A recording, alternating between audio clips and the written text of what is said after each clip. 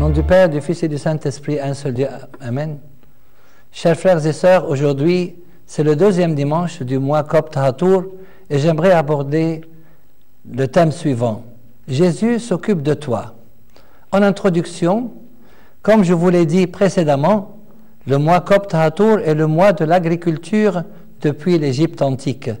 C'est pour cette raison que la plupart des lectures des 2 derniers dimanches du mois Hatour tournent autour de ce sujet.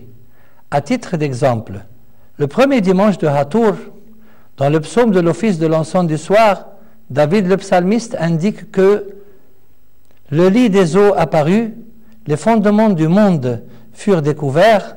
Bien évidemment, nous savons tous que c'est l'eau qui fait pousser les plantes.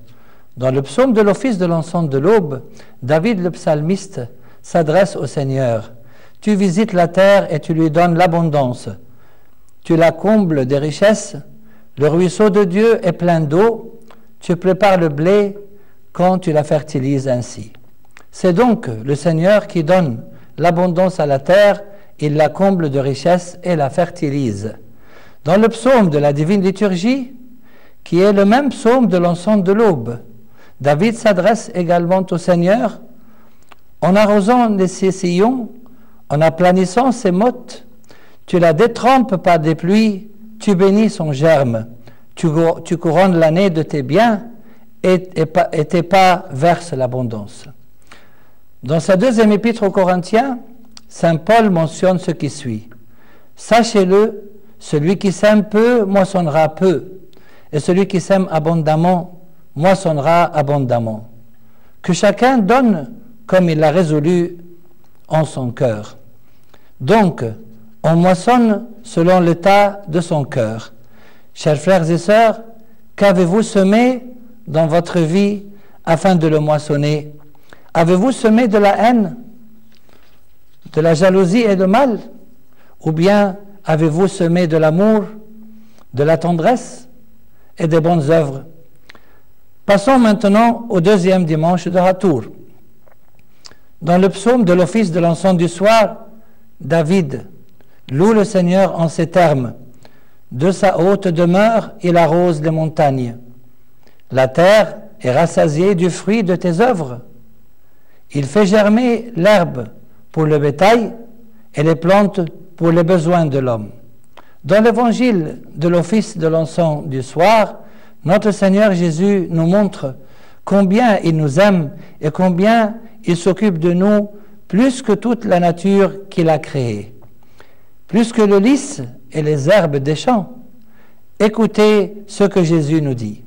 Considérez comment croissent les lys. Ils ne travaillent ni ne filent. Cependant, je vous dis que Salomon même, dans toute sa gloire, n'a pas été vêtu comme l'un d'eux. Si Dieu revêt ainsi l'herbe qui est aujourd'hui dans les champs et qui demain sera jetée au four, à combien plus forte raison ne vous vêtira-t-il pas, gens de peu de foi? Et vous, pas ce que vous mangerez et ce que vous boirez, et ne soyez pas inquiets, car toutes ces choses, ce sont les païens du monde qui les recherchent. Votre Père sait que vous en avez besoin. Cherchez plutôt le royaume de Dieu, et toutes ces choses vous seront données en surcroît. En fait, Dieu souhaite que nous cherchions d'abord son royaume, c'est-à-dire la vie éternelle. C'est par lui que seront satisfaits tous nos besoins terrestres. Le problème de la plupart des hommes est l'inquiétude. Cette inquiétude peut constituer un manque de foi. Dans le psaume de l'office de l'encens de l'aube, David le psalmiste mentionne les fruits de la terre et la bénédiction que Dieu donne à ses enfants. La terre donne ses produits, Dieu, notre Dieu, nous bénit. Dieu nous bénit et toutes les extrémités de la terre le craignent. Les fruits de la terre représentent les bonnes œuvres que nous devons accomplir et qui résultent naturellement de notre foi. C'est grâce à ces fruits que le Seigneur nous bénira. Le Christ lui-même a dit que tout arbre qui ne porte pas de bons fruits est coupé et jeté au feu. C'est donc à leurs fruits que vous les reconnaîtrez. Saint Jean-Baptiste reprend cette même idée. Produisez donc du fruit digne de la repentance et ne prétendez pas dire en vous-même « Nous avons Abraham pour père », car je vous déclare que de ces pierres-ci, Dieu peut susciter des enfants à Abraham. Déjà, la cognée est mise à la racine des arbres. Tout arbre donc qui ne produit pas de bons fruits sera coupé et jeté au feu. Donc, mes frères et sœurs, nous devons, en plus de la foi, d'accomplir de bonnes œuvres. Citons Saint Jacques. Mes frères, que sert-il à quelqu'un de dire qu'il a la foi s'il n'a pas les œuvres? La foi peut-elle le sauver? Si un frère ou une sœur sont nus et manquent de la nourriture de chaque jour, et que l'un d'entre vous leur dise « Allez en paix, chauffez-vous et vous rassasiez », et que vous ne leur donniez pas ce qui est nécessaire au corps, à quoi cela sert-il? Il en est ainsi de la foi, si elle n'a pas les œuvres, elle est morte en elle-même. Mais quelqu'un dira, toi tu as la foi, et moi j'ai les œuvres. Montre-moi ta foi sans les œuvres, et moi je te montrerai la foi par mes œuvres. Tu crois qu'il y a un seul Dieu, tu fais bien, les démons le croient aussi, et ils tremblent. Veux-tu savoir, ô homme vain, que la foi sans les œuvres est inutile? Abraham, notre père, ne fut-il pas justifié par les œuvres lorsqu'il offrit son fils Isaac sur l'autel? Tu vois que la foi agissait dans ses œuvres, et que par les œuvres la foi fut rendue parfaite.